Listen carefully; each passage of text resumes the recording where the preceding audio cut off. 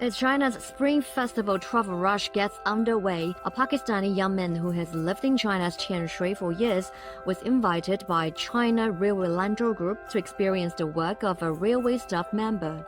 Mohammed Faisal chose to stay in China after graduation from a Chinese university several years ago. 这样的工作人员，他们过年的时间还是在这儿，所以我觉得真不容易了。过年的时间有他们，我们安全的到我们的家里了，真的非常感谢他们。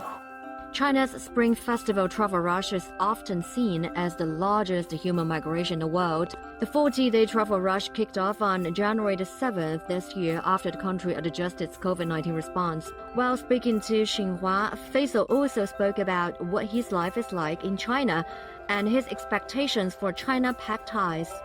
I have been in this city from last 4 years. I feel that the people of Thyaan, the people of China, they are very friendly, very loving, very caring, and they are very welcoming. Now it feels like a family here. I doesn't feel like a foreigner here, you know. The relationship between Pakistan and China, it has always been very good. For example, whenever Pakistan faces any kind of crisis or any disastrous situation, China is the first country always come in and help us. So it feels like China is our brother.